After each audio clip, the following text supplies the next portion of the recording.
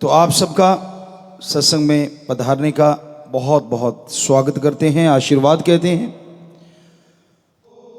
हमने ये देखा है हमारी संस्कृति जो कि बहुत महान है, जिसमें आपको बताया कि हमारे अलग अलग आश्रम बने, चाहे वो गृहस्थ आश्रम रहा या ब्रह्मचर्य आश्रम। तो गृहस्थ आश्रम पे चर्चा कर रहे हैं, पहले वाले हम चर्चा कर चुके। आज का हमारा यह देश हमारी संस्कृति से बहुत तो नहीं, कम भी नहीं, दूर होता जा रहा है। आज दोगली नीति हो गई है।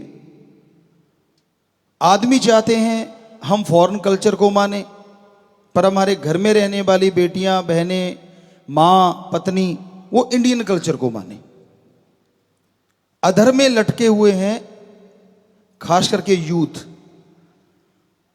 ये हमने महसूस किया, पहले भी देखते रहे, अब भी वहां भी बातें सुनते हैं तो सेम चर्चा सुनने को मिलती है। संस्कृति का हमारी का बुरा हाल हो चुका है, क्योंकि आदमी चाहता है मेरे पे रोक टोक नहीं होनी चाहिए, मैं कह रहा हूं मेरे से पूछताछ नहीं होनी चाहिए, लेकिन मेरी जो बहन है, मेरी जो पत्नी है, मेरी जो माँ है, वो इंडियन कल्चर को ही फॉलो करे। कितना अजीब लगता है ना। जिंदगी आप भी जी रहे हो, वो भी जी रहे हैं, और हर जगह ऐसा नहीं है, कहीं इससे उल्टा भी होता है। कहीं कहीं महानगरों में तो गृहस्थ जिंदगी सुखमय तरीके से जीना चाहते हो तो आपका फर्ज है कि आप एक दूसरे का सम्मान करें। आपका फर्ज है, कर्तव्य है कि एक दूसरे के विचारों को समझें और दोनों ही घर परिवार के मसलों पे चर्चा करें। क्या पता पति कोई बढ़िया आइडिया दे दे, क्या पता पत्नी कोई बढ़िया आइडिया दे दे।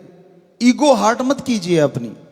जिसका भी आइडिया बढ़िया हो उसको मान लो, और हो सकता है इससे आपके घर में तरक्कियां आ जाएं। कई बार ये होता है कि पति कहता है मेरे को सब आता है, मैंने नहीं पूछना कुछ भी, मैं सब जानता हूं।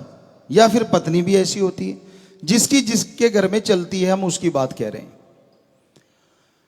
तो होना यही चाहिए। अगर आपके माँ बाप हैं तो शामिल उनको भी कर लीजिए, बुजुर्ग हैं, मानी बात। आज के दौर का कम पता है, ये भी मानी बात। लेकिन उम्र एक ऐसी किताब है जो वो सिखा देती है, दुनिया की किसी किताब से आप नहीं सीख सकते। उनकी जिंदगी का जो तजुर्बा है, उनकी की जिंदगी के वो मरहले, वो पल जो उन्होंने गुजारे हैं, अभी तो आप उनके आसपास ही नहीं पहुंच पाए होंगे। जितना समय उन्होंने दुनिया में विचर के देखा, तो क्यों ना अपने घर में बैठे उन उस्तादों से, यानी आपके माँ बाप, अगर दादा दादी है तो आप और भी लक्की हैं क्योंकि उनकी उम्र और ज्यादा होगी। तो उम्र जो सिखाती है वो कोई टीचर, मास्टर, लेक्चरर नहीं सिखा सकता। ये हमारा तजुर्बा है, अनुभव है। तो पिछली बार हमने रोका था कि 2 घंटे मोबाइल ना सुना करो। उसके बाद अब आके देखा तो इतने बच्चों के मैसेज आए हुए हैं। एक बच्चे ने तो लाइव में ही बोला था कि गुरुजी मैं बाहर ढूंढा करता था, कोई अच्छा उस्ताद मिल जाए, कोई टीचर मिल जाए, कोई मास्टर मिल जाए जिसकी मैं बात सुनूं और मेरी समस्या का हल हो जाए। लेकिन जैसे आपने कहा कि 2 घंटे मोबाइल ना सुना करो, 2 घंटे मोबाइल छोड़ दो, घर वालों से बात किया करो, तो कहता 2 दिन में मुझे पता चला कि जो मैं बाहर ढूंढ रहा था, मेरे मम्मी पापा, दादा दादी, वो उस्ताद निकले जो मेरी कल्पना से परे थे, और उन्होंने मेरा वो मार्गदर्शन किया जो मैं सोच भी नहीं सकता था।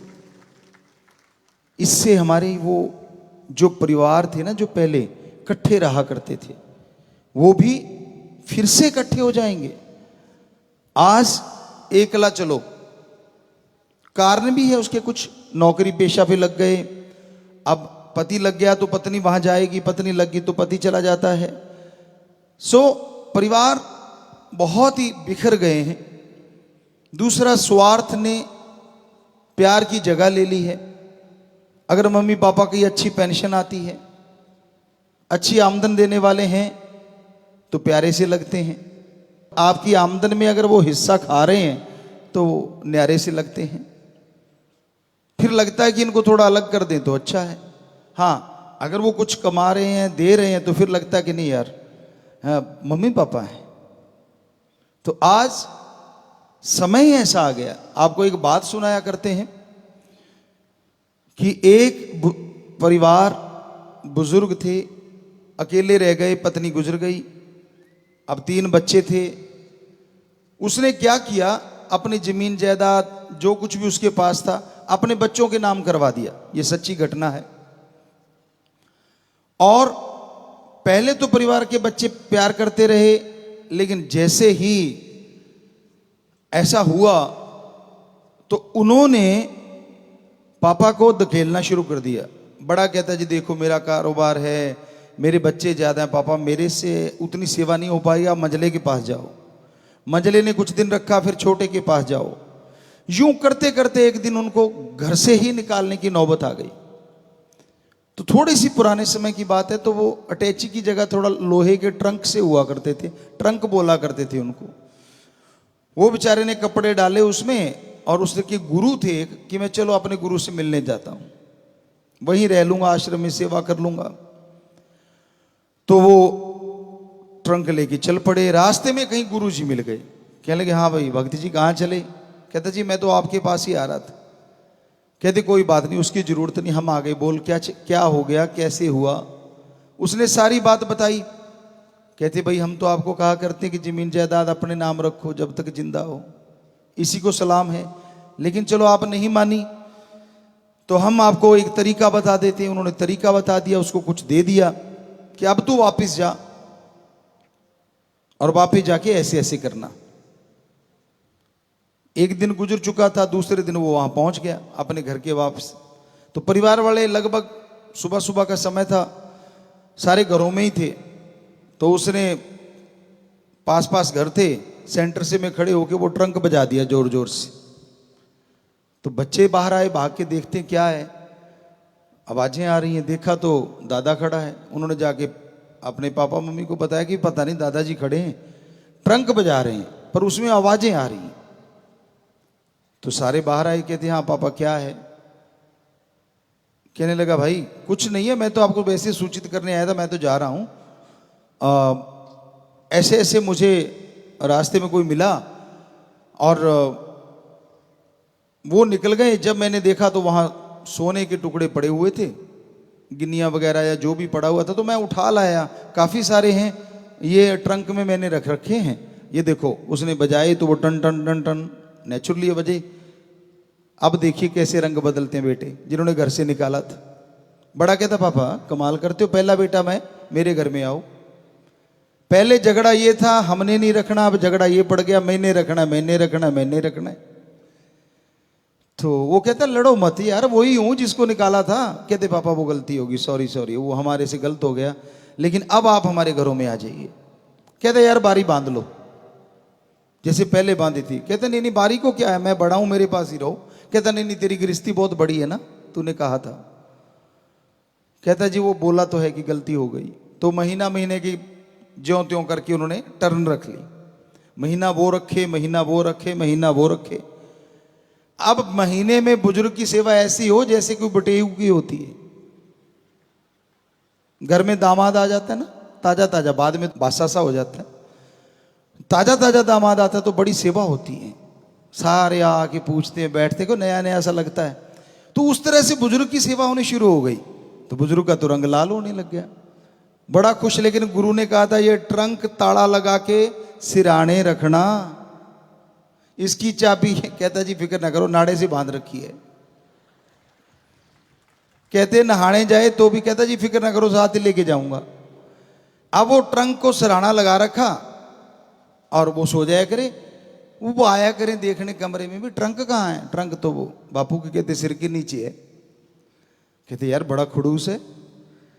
नहाने गया, पानी पूनी डाल दिया, वो नहाने चला गया, देखा ट्रंक, देखते हैं, देखा तो ट्रंक है नहीं, कहते बापू तो साथ ही ले जाता है। कहते बड़ा खड़ूस है। महीना हो गया जी, 2 महीने, 6 महीने, तो ट्रंक उसने हाथ नहीं लगाने दिया किसी को। समय अब वो भी आ गया जो सब पे आना है और आता है। इस दुनिया से विदा लेने की, रुखसत लेने का समय आ गया, तो बुजुर्ग ने सब परिवार को बुला लिया कि भाई आ जाओ, मैं तो जा रहा हूं। क्योंकि जो राम नाम को मानने वाले हैं, हमारे पवित्र वेदों में भी लिखा है और हमने तजुर्बे में भी बहुत देखा है कि उनको पहले आभास हो ही जाता है, किसी को 7 दिन, किसी को महीना, किसी को 2 महीने, कि मैंने इस दुनिया से जाना है। यहां भी हमने लाखों अपने बच्चों को देखा ऐसे। तो उसने बुलाया और सबको बिठा लिया कि भाई मैं जाऊंगा कल को, हो सकता है शाम की गाड़ी हो जाए, इस दुनिया से जाना है, तो मेरे पास जो सामान है मैंने सोचा। कहते हाँ हाँ, कहते पापा उसका हमें कोई लालच नहीं, पर सेवा किसने ज्यादा की ये बताओ। कहता बेटा किसकी कम बताऊं, आप देख नहीं रहे मेरा चेहरा लाल है और कितना वजन बढ़ गया है। सेवा तो आप तीनों ने बढ़ चढ़ के की। अब बहुएं आ गई, बापूजी मैंने ज्यादा की, दूसरी कही मैंने ज्यादा की, जो गालियां दिया करती थी। वो सबको देखा, हंस दिया और नाड़े से चाबी निकल गई थी। अच्छा यहां रखता था, तभी तो चाबी नहीं मिली। वो चाबी खोली, क्यों पुराने बुजुर्ग जानते हैं, जो बहुत ही पुराने होंगे, वो नाड़े से ही बांध के रखते थे, उससे बढ़िया कोई तरीका भी नहीं था, पॉकेट भी गजब की थी। तो वो चाबी खोली, सारों की सांस धक धक धक धक भी होगा क्या। कहता घबराओ मत, मैं नाइंसाफी नहीं करूंगा सबके साथ। ताला खोला, सबकी निगाह ताले में, बापू में किसकी निगाह। ताला कड़क करके खुला, ध्यान उधर, कब खोलेंगे कुंडा। कहते हाँ भाई ठीक हो ना, कहते जी हाँ जी हाँ जी हाँ जी हाँ जी, कि भी जल्दी खोल मतलब। तो उन्होंने वो खोला। अब दूर खड़े बैठे थे थोड़े, बहुत उचक उचक के देखे भी अंदर क्या है, देखिए क्या ऊपर कपड़ा है। कहने लगा बेटा सेवा आपने मेरी नहीं की। कहते क्यों पापा, इतनी सेवा आपकी की है। कहते ना ना, सेवा आपने फिर से ट्रंक बंद करके खड़का के इसकी की है। कहते चुप हो गए, अब बात तो सच्ची है। उसने कपड़ा उठाया, अंदर पत्थर भरे हुए थे। कहता लो बेटा, कितने कितने कितने लेने, और उठा के अपने अपने सिरों पे मार लो। सारे सारे हक्के बक्के रह गए, एक दूसरे को देखे भी, यार ये तो अपना भी उस्ताद निकला। पत्थर रख के ट्रंक में, मतलब कितने सालों से सेवा करवाया जा रहा है। कहता बेटा ये पत्थर आपके दिमाग पे मारने के लिए है, ताकि आपको अकल आ जाए। अरे जो चीज आज आपके पास है मैंने ही कमाई थी, घर परिवार मैंने ही तो बना के दिए थे, वो आपको नजर नहीं आए, लेकिन इन पत्थरों की वजह से आपने मेरी सेवा की। आपको बापू नहीं, आपको पैसा प्यारा है। तो यकीन मानो ये हकीकत है। आप गृहस्थ जिंदगी में रह रहे हैं, इतने भी आशिक मत हो जाओ बच्चों पे कि भाई सारा कुछ ही जीते जी लुटा बैठो और खाली हाथ होते ही बेटा वृद्ध आश्रम तैयार है। आजकल थोड़ी सी जगह भी बन गई, पहले होती नहीं थी। तो गृहस्थ जिंदगी में तालमेल बिठाना जरूरी है।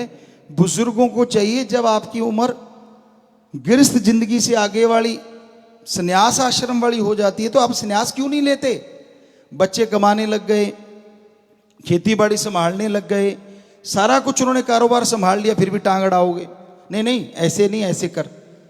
आप आराम से कहो बेटा तू संभाल, मेरे को जिंदगी का तजर्बा है, तेरे को अगर चाहिए तो मेरे से कोई राय ले लेना, नहीं तो बेटा तू जाने तेरा काम जाने, और आप राम नाम गाइए। ये कहते हैं पवित्र वेद की। उस टाइम ये होता है कि आप राम नाम गाएं। और फिर लास्ट में वानप्रस्थ होता था, वन में जाइए और वहां जाके पूरा टाइम जो मिलता है वो भगवान को ही समर्पित कर दीजिए या समाज सेवा को समर्पित कर दीजिए। लेकिन आज तो गृहस्थ जिंदगी ही चल रही है शुरू से, क्योंकि ब्रह्मचर्य भी नहीं रहा और वानप्रस्थ या संन्यास का तो कोई मतलब ही नहीं है। सीधा गृहस्थ जिंदगी शुरू हो जाती है और बस दे दनादन, पीछा ही नहीं छोड़ते। तो इसलिए घरों में झगड़े होते हैं, इसलिए घरों में परेशानियां आती हैं, मुश्किलें आती हैं। तो आप गृहस्थ जिंदगी में रहते हुए तालमेल बिठा के रखें। बच्चे बिगड़ रहे हैं, उसका कारण कहीं ना कहीं आप भी होते हैं। कल भी हमने बोला था, जो आप बच्चों को समय नहीं देते। आपका समय बिजनेस के लिए, आपका समय यार दोस्त मित्रों के लिए होता है, आपका समय गपशप मारने के लिए होता है, एंजॉय के लिए होता है। तो थोड़ा सा समय बच्चों के लिए क्यों नहीं? उनको अच्छे संस्कार दो। आपका समय उनको यह कहने के लिए होता है कि भाई अच्छे नंबर ना आए तो मेरी नाक ना कटवा देना, पर क्या कभी आपके पास ये समय होता है कि उनको फॉलो करो? टीचरों से पूछते रहो 5वें 7वें दूसरे दिन कि भाई मेरा बेटा कैसा चल रहा है, स्कूल में आता है कि नहीं आता, कॉलेज में आता है कि नहीं आता, क्या वो स्टडी सही कर रहा है, कहीं संग सोबत बुरा तो नहीं उसका? क्या ये तकलीफ उठाते हैं आप? अगर ये उठाते हैं फिर नंबर वो अच्छे ना लाए तो उसकी गलती है, और अगर आप ये फॉलो नहीं करते तो वो नंबर कम ला रहा है तो इसमें गलती आपकी भी तो बहुत बड़ी है ना, क्योंकि उसकी तो कच्ची उम्र है, तजुर्बा आपको है उम्र का, लेकिन आपने उसको संभालने की जहमत नहीं उठाई, तकलीफ ही नहीं उठाई। तो गृहस्थ जिंदगी एक तरह का समझौता भी है। पति पत्नी एक दूसरे का सत्कार करें। अब पति अगर ये चाहता है कि मेरे माँ बाप का सत्कार हो, तो आप अपनी पत्नी के माँ बाप का भी सत्कार करो ना। आप उनसे अगर ये उम्मीद रखते हैं कि वो आपके माँ बाप को अपने माँ बाप की तरह अपना ले, तो आप भी उनके माँ बाप को अपने माँ बाप की तरह अपनाओ ना। और वो घर छोड़ के आई है, परिवार छोड़ के आई है, आप तो उसी घर में हैं जिसमें संस्कार लिए हैं, तो आपका फर्ज बनता है ना उसका साथ देना। लेकिन आप तो कहते नहीं, बच्चा वो पैदा करे, 9 महीने पेट में रखे, नाम आपका चलेगा, सरनेम वो मेरा होना चाहिए। कई पुराने टाइम में तो गोद भी नहीं उठाते थे, कहते इसमें कहेंगे यार ये तो पत्नी का गुलाम है। 9 महीने उसने पेट में रखा। आपको लगता है छोटी बात है 2 ईंट बांध के 3 दिन पेट पे 2 ईंट बांध लो और 3 दिन सो के देख लो, पता चल जाएगा तकलीफ क्या होती है। बेचारी ने कितनी तकलीफ सही होगी, कितना दर्द सहा उसने। और जब बच्चा पैदा होता है तो मर के जीना, ये पवित्र वेद भी कहते हैं, और हमारा अनुभव भी हमने देखा है, बिल्कुल मर के जीने जैसा वो समय होता है। तो उसने सारी तकलीफें झेली, आपके वंश को पैदा किया, लेकिन आप क्या तगमा देते हैं कि तू ही उठा, तू ही पाल पोस। आप उसमें दखल ज्यादा देने को तैयार नहीं होते, क्योंकि यार कहेंगे यार ये तो पत्नी का गुलाम है। नहीं, मर्दानगी तब है कि उसने पैदा किया, उसने आपके वंश को अपने गर्भ में धारण करके रखा, 9 महीने बोझ उठाया, कम से कम कुछ बोझ तो उसका हल्का कर दिया करो। क्या हो जाएगा अगर उसके लिए दूध कप बना के दे दोगे, कोई तगमा थोड़ी ना उतर जाएगा कंधे से। लेकिन आपकी मर्दानगी खराब हो रही है। हमारी निगाह में तो वो सच्चा मर्द है जो बराबर का साथ देता है और बराबर का एक रुतबा भी देता है, और पत्नी भी वही सच्ची पत्नी है जो बराबर का रुतबा देती है। ये ऐसा नहीं है कि आज समाज में ये नहीं है, ये भी है, सिर्फ पतियों का बोलबाला नहीं है। कोटा साइड में हम एक जगह गए थे, अब बात याद आ गई, बुरा ना मानना बेटियों। हम चले गए और वो सज्जन कहने लगे, अच्छे ऑफिसर थे, कहते गुरुजी आप पास में सत्संग कर रहे हो, जाते जाते चाय पी जाना। हमने कहा बेटा कोई बात नहीं, आप कहता फैमिली भी मिल लेगी। हम चले गए, देखा तो वो सज्जन 2 बच्चे उठाए हुए और पार्क में घूम रहे हैं। कहता आजो गुरुजी आजो आजो। वो बाहर ही उनके गेस्ट रूम था, घर था, बाहर वाला कमरा, उसने दरवाजा खोला, हम अंदर सारे चले गए, 2-4 आदमी साथ थे। तो देखा, हमने कहा यार जैसे बैठे देखा तो वो है ही नहीं सज्जन। हमने कहा आपा उसके घर आए हैं, वो अभी तो आ रहा था। कहते गुरुजी वो बच्चा रोने लग गया। हम 5 मिनट 7 मिनट इंतजार किया, वो नहीं आया। तो हमारे जो लांगरी सज्जन थे, हमने कहा यार देखना बाहर वो खड़ा हो। वो उसके पास गए, कहने लगे भाई गुरुजी आपके घर बैठे हैं, आप यहां पार्क में घूम रहे हैं। कहता ड्यूटी है। वो हमें कहता जी उनकी तो कोई ड्यूटी है बाहर पार्क में। हमने कहा यार ये कौन सी ड्यूटी है जो पार्क में घूम रहे? कहते नहीं वो कह रहा है ड्यूटी है। इतने में वो उनके घर से जो बिटिया थी वो आ गई, उनकी पत्नी। तो वो चाय लेके आ गई, वो भी गुरुमंत्र लिया हुआ था। कहते गुरुजी प्रणाम। हमने कहा बेटा बोलो। ठीक है। हमने कहा बेटा वो आ ही नहीं रहे आपके पति देव, बाहर पार्क में घूम रहे। कहते गुरुजी उनकी ड्यूटी है। यार ये कौन सी ड्यूटी हुई? ये दफ्तर में जाते हैं, ये तो मानी बात की उनकी ड्यूटी है, ये पार्क में घूमने वाली कौन सी ड्यूटी है? कहती कोई नहीं मैं बुला लेती हूँ। उन्होंने गेट खोला, आवाज दी, कहती आजो आजो। वो आ गया। हमने कहा बेटा बाकी बातें बाद में, भाई आज तक हमारी इतनी उम्र होगी हमने ये ड्यूटी नहीं देखी जो पार्क वाली है। तो थोड़ा सा हमें समझा दो ये ड्यूटी है क्या? कहती गुरुजी, उसने इधर उधर देखा, ज्यादा लोग तो नहीं, ज्यादा नहीं थे क्योंकि 1-2 जने ही थे। कहने लगे गुरुजी मैंने ही कहा था कि भाई ये बच्चे आप नहीं संभालने और बाहर रहना है जब तक मैं कहूं ना, तो बच्चों की ड्यूटी आपकी है। तो हमने कहा हम तो घर आ गए थे। कहते गुरुजी इन्होंने कहा नहीं ना आने को, जब तक ये कहेंगे नहीं मेरी ड्यूटी तो चल रही है। हमने कहा वाह बेटा। वो बिटिया को कहा बेटा तेरी ड्यूटी बड़ी सख्त है, बड़ी तगड़ी बॉस है तू तो, इतने तो दफ्तर में नहीं होते। कहते नहीं गुरुजी ऐसे ठीक भी नहीं आते, धीरे से बोलिए। तो बेटा बेटियों आप भी ऐसा ना किया करो अगर किसी का ऐसा है। और बेटों को तो कह ही चुके हैं कि नहीं करना चाहिए, बराबर का आप हिस्सेदार मानिए। क्योंकि हमारे धर्मों में अर्धांगनी ऐसे नहीं बोला गया, हिंदू धर्म में उसके मायने हैं। संपूर्ण तब होते हैं जब दोनों आप हैं इकट्ठे मिलके चलते हैं।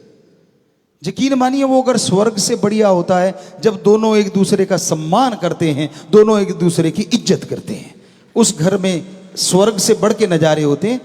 और पवित्र वेदों में भी तो बहुत बड़ा अनुभव है संतों का, तभी तो उसमें बताया गया है और हमने अपना अनुभव आपको बताया। तो ये हकीकत है, घर गृहस्थ में आप रहें तो एक दूसरे का सम्मान। और दूसरी एक बड़ी बात जिसके लिए आज बहुत से तलाक हो रहे हैं, यूथ में खास करके झगड़े हो रहे हैं, एक दूसरे पे यकीन ना करना। शक एक ऐसी बुरी बला है जो जला के राख कर देती है। रिश्ते भी आपने ही बनाए होते हैं आज के बच्चों में। तो कौन सी मैरिज, शायद लव मैरिज बोलते हैं, वो तो फिर किसी का तो उसमें दखल ही नहीं, आपने ही तो बनाए थे ना वो। और फिर शक भी करना शुरू कर देते हैं। क्या आपको उसका पता नहीं था कि भाई ये इस फितरत का मालिक है या इस फितरत की मालकिन है? तो फिर दृढ़ यकीन तो रखना पड़ेगा ना। बिना वजह शक, वो कहीं से जाया बेचारा, दफ्तर में बैठा है, वो अपना कंप्यूटर चला रहा है। आजकल बाल झड़ रहे हैं, किसी का बाल झड़ के उसके ऊपर आके गिर गया, घर में आया वो ही पकड़ लिया, ये देखो ये क्या है, मर गया बेचारा, कहां से बताए कि उसके बाल झड़ रहे हैं। हो सकता है वो सच भी हो, हम नहीं कहते, हम तो अपना एक अनुभव बता रहे हैं कि ऐसा हमारे सामने केसेस आते हैं, बच्चे लड़ते हैं आपस में। अब पार्टी है, कई बार दफ्तरों में हो जाती हैं, डांस वगैरह हो रहा है, तो उसमें कहीं ना कहीं कुछ लग गया कपड़े पे तो गड़बड़ हो गई। तो थोड़ा सा जब गृहस्थ जिंदगी में अगर आप अच्छी जिंदगी जीना चाहते हो, यकीन रखना भी सीखो। क्योंकि यकीन अगर है तो घर में सुख शांति चलती है और प्यार मोहब्बत की बरसात होती रहती है। यकीन डगमगाया नहीं। और फिर आज के बच्चों का तो हमें ये नहीं पता चलता, इनके रिश्ते जुड़ते हैं तो पार्टी, टूटते हैं तो पार्टी। ये किसी धर्म में नहीं है और ना हमारे कल्चर में है, ये बाहर का कल्चर आ गया शायद। आजा मेरा ब्रेकअप हुआ, शायद ब्रेकअप ही नाम लेते हैं। आजो आजो आज मेरा ब्रेकअप हुआ, ऐसे लगता बारात जाना हो, क्योंकि हमारे टाइम में तो बारात के टाइम शगन मनाते थे ऐसा। आज वाले ब्रेकअप का शगन मनाते, आजो आजो आजो। अरे दिल्ली की संस्कृति को बनाए बैठे हो और करोड़ों की संस्कृति जो हमारी भारतीय है उसको छोड़े बैठे हो यार, कमाल करे जा रहे हो। हमारी संस्कृति तो बनाती है कि जब रिश्ता जुड़ता है वो होती है खुशी की बात, टूटता पहले तो टूटता ही नहीं था।